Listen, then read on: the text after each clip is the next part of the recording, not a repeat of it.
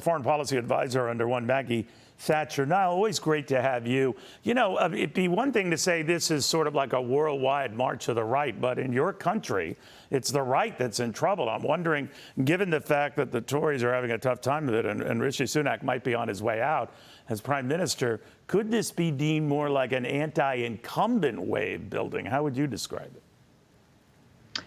Neil, great to be on the show. Many thanks for having me on the show today. As you point out, of course, huge political changes in Europe with a dramatic shift to the right for most of Europe. But in the UK, we are seeing the Conservative government there in deep trouble. And I think in large part that's due to the fact that the Conservatives have been in power now for 14 years. You've had successive prime ministers. Right.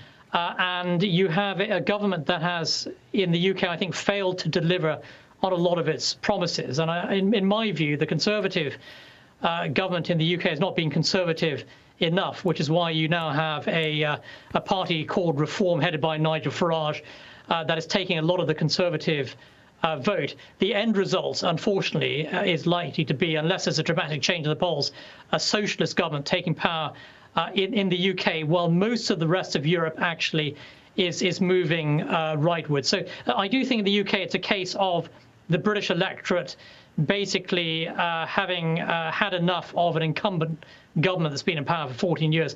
In Europe, however, in continental Europe, I think there are real sweeping ideological political changes that are taking place, whereby European electorates have really had enough of ruling left-wing elites that have been in power for such a long time.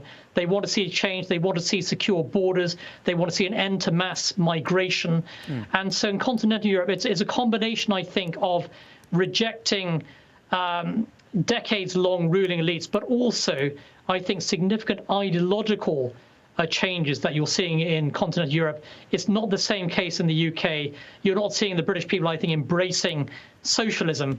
They just want to see a political change of leadership, according to most opinion polls. Yeah, sometimes it's a jumble distinguishing between Tory and Labour movements in your fine country. But having said that, you know, if it's working out well, the population will reward that government in power. In Mexico, the ruling party on the left is still in power, entrenched in power, and got more power.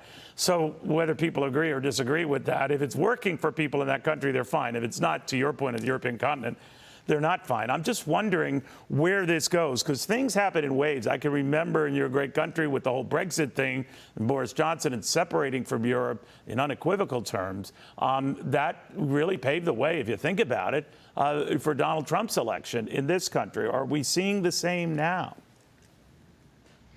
Yeah, that's a great point. And as you mentioned, of course, the 2016 Brexit vote came in advance of the US presidential election that swept Donald Trump into power. So could you see something similar in the United States? I would say that if you look at the issues that European voters have focused on, mass migration, open borders, soaring crime, rising cost of living, also a fundamental rejection of left-wing green environmental policies, a rejection of net zero.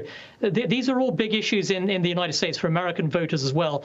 I would imagine that today the Biden White House is very nervous, actually, looking at developments across the Atlantic, where European electorates are fundamentally rejecting left-wing political rulers and parties. And I would describe the Biden administration as the most left-wing U.S. administration in American history.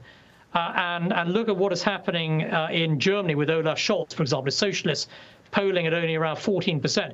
Look at what's happening with Emmanuel Macron, who is very much a leader of the left, whose party only received 15% of the vote in the European parliamentary elections. So big trouble ahead potentially for Joe Biden, judging by what's happening in Europe, because these are the same issues on both sides of the Atlantic, and European voters really had enough of ultra-woke, left-wing, so-called progressive elites who have fundamentally, in their view, changed Europe for the worse.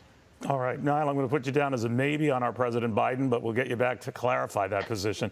Nile, it's always good seeing you. Thank you very much. Nile.